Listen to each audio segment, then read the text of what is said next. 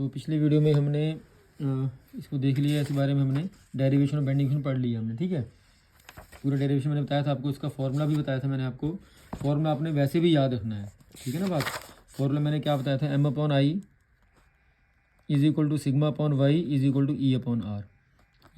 यहाँ पे क्या चीज़ें हैं बताया था मैंने आपको। m क्या है यहाँ पे, बेंडिंग मोमेंट है। आई पढ़ चुके इसके बारे में। आई मोमेंट ऑफ इनर्शिया है यहाँ पे, ठीक है। सिग्मा बेंडिंग स्ट्रेस है। वाई के बारे में जिक्र, वाई मैंने पहले बताया था, it is the distance from neutral axis to extreme fibre, ठीक है। E Young's modulus of elasticity, R radius of curvature. अब वाई के और आर जैसे मैंने बताया आपको, जैसे बीम थी हमारी, तो उसका रेडियस ऑफ कर्वेचर जैसे आया करता था, है ना। जैसे ये हमारी बीम थी यहाँ पे, और ये इसके न्यूट्रल एक्सिस हुआ करती थी। ये सेंटर पॉइंट आ गया, यहाँ से यहाँ तक की डिस्टेंस ये हमारी आर कहलाया करती थी। और ये आर के बारे में जिक्र हो गया। वाई क्या है, जैसे मान लो हमारी कोई बीम है यहाँ पे, उसका ये उसकी विड्थ है बी, ठीक है, और ये इसकी डायमीटर है डी, ठीक है। ये थिकनेस कह सकते हो टी, जो मर्जी हो सकता है इसमें, ठीक है।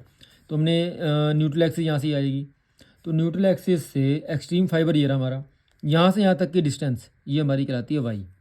इसके लिए या तो d/2 हो जाएगा या t/2 भी हो सकता है, कोई दिक्कत नहीं है। थिकनेस हो तो थिकनेस कहाँ हो जाएगा, डायमीटर कहाँ हो जाएगा, मतलब मान लो सर्कुलर पार्ट है कोई सा हमारा, सर्कल है यहाँ पे, ठीक है। ये इसका सेंटर पॉइंट हो जाएगा।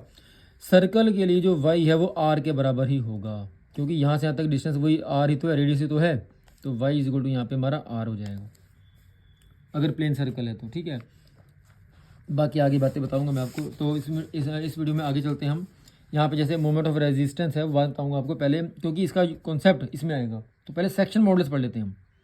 मैंने आपको ये मोमेंट ऑफ इनर्शिया में भी सेक्शन मॉडल्स आया था, मैंने कहा था बाद में बताऊंगा, तो आज वो दिन आ गया, मैं बता दूँ आपको सेक्शन मॉडल्स होता क्या है एक्चुअल में। कुछ नहीं है, it's nothing but it is represented by Z, ठीक है। जेड से रिप्रेजेंट करते हैं इसे हम। It's the ratio of I to Y. मैंने पहले वाई के बारे में जिक्र अच्छे से नहीं किया था मोमेंट ऑफ इनर्शिया में, इसलिए मैं इसको बताया भी नहीं था आपको।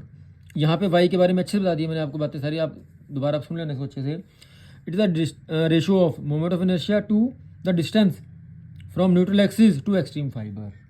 ये बात आपने लिखनी है, कई बार आ जाता है सेक्शन मॉडल्स के बारे में, ठीक है।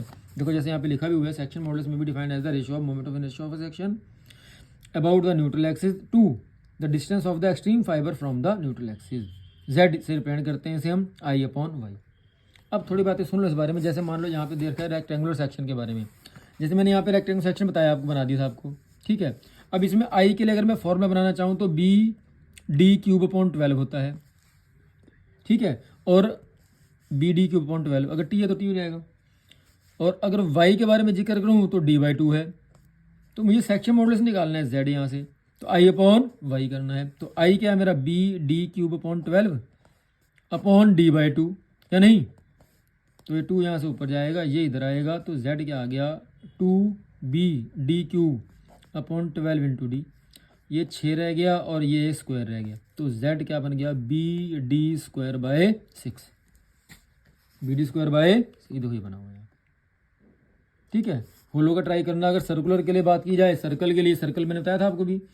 अच्छा, सर्कुलर पार्ट हो उसके लिए मोमेंट ऑफ इनर्शिया का फॉर्मूला जो है, आई का फॉर्मूला क्या होता है पता है आपको, π/64 इंटू D⁴। ये अभी पहली बार आया है, आज बता रहा हूँ, आगे फिर बताऊंगा, क्योंकि सर्कुलर सेक्शन पहले हमने कर लेनी अच्छे से। आज यहाँ पे कर रहे हैं सर्कुलर सेक्शन के बारे में जिक्र। तो यहाँ पे आई का फॉर्मूला होता है, मोमेंट ऑफ इनर्शिया का formula for circular section π/64 D⁴। अच्छा, वाई क्या हो जाएगा इसमें बताया आपको, ये हो जाएगा मेरा d/2, ये वही है, आर के बराबर ही है, d/2 है। तो z जो है यहाँ से क्या निकल के आएगा, π/64 D⁴ अपॉन d/2, ये हमारा z है, ठीक है। वही बात, 2 पर ले जाओ, d ले जाओ, तो 2π D⁴ अपॉन 64 इंटू डी। तो 2 से गया 32, d³ रह गया। तो सर्कुलर सेक्शन के लिए z का फॉर्मूला जो बनेगा हमारा, बनेगा πD³/32। πD³/32, देखो जैसे यहाँ बना हुआ है यहाँ पे, ठीक है। बात क्लियर अच्छे से। अच्छा, अब ये बताता हूँ आपको मोमेंट ऑफ रेजिस्टेंस के बारे में बताता हूँ। कुछ नहीं है भाई, जस्ट जैसे यहाँ पे ये जो फॉर्मूला बनाया था मैंने पहले आपके लिए, इन दोनों को लेके चल लेते हैं यहाँ पे। तो m इज इक्वल टू क्या हो जाएगा बताओ, यहाँ पे m इज इक्वल टू हो जाएगा आई, देखो यहाँ पे आई ऊपर चला जाएगा, आई इंटू सिग्मा अपॉन वाई। ये आई यहाँ से क्रॉस मल्टीप्लाई करके ऊपर चला दिया मैं। अब मैंने अभी बताया, वो क्या बताया, आई अपॉन वाई इंटू सिग्मा लिख सकता हूँ मैं। आई अपॉन वाई अब बता दिया मैंने आपको, आई अपॉन वाई क्या था हमारा बताओ, जेड, सेक्शन मॉडुलस था, ठीक है। तो मैं लिख सकता हूँ, हाँ ये देखो सिग्मा इंटू जेड लिखा हुआ है इसमें, एम इज इक्वल टू क्या आ गया हमारा यहाँ से, जेड इंटू सिग्मा का, सिग्मा इंटू जेड को एक ही बात है, सिग्मा इंटू जेड, ये हमारा मोमेंट ऑफ रेजिस्टेंस। अगर आप डेफिनेशन करना चाहो, it is a product of, है ना, bending stress to section mode and section model, sorry, it is a product of, लिख सकते हो इसके लिए बात भी, ठीक है। अगर आप बुक की लैंग्वेज लिखना चाहो तो लिखा हुआ है, the sum of moments of inertia force about neutral axis known as moment of resistance, और फ्लेक्सुअल स्ट्रेंथ बोलते हैं इसे हम, ठीक है। आप कह सकते हो उसे अच्छे से हिसाब से, या ये देखो ये कहता है moment of resistance of a beam is directly proportional to the section modulus, ठीक है। सिग्मा अगर यहाँ पे हम प्रोपोर्शनलिटी कांस्टेंट ले लेते हैं हम, ठीक है, कांस्टेंट है क्योंकि सिग्मा कांस्टेंट रहेगा, तो ये वाली बात भी देख सकते हो आप, ठीक है बात। नेक्स्ट है हमारा मॉडुलस ऑफ रप्चर। अब मॉडुलस ऑफ रप्चर कुछ नहीं भाई, सिग्मा के बारे में जिक्र है, जैसे मैंने अब यहाँ बता दी, ये आगे था, तो अगर मुझे सिग्मा निकालना हो तो सिग्मा क्या हो जाएगा, बोलो एम अपॉन जेड, ये एक्चुअली ये फॉर्मूला मॉडुलस ऑफ रप्चर कहलाएगा, और कुछ भी नहीं है इसमें, बस कान पकड़ाना, यहाँ से वहाँ टेढ़े मेढ़े कर दिया उसने। The formula this gives the maximum bending stress on the cross section of the beam, ठीक है, प्रोवाइड लिमिट इलास्टिसिटी ज़्यादा नहीं होनी चाहिए, एम बेंडिंग मोमेंट है यहाँ पे, सीधी बात है, ठीक है। ये सारा सिग्मा कैलकुलेट कर लेंगे यहाँ से हम, ठीक है। Then the value of sigma calculated by the formula is called modulus of rupture of the material, ठीक है।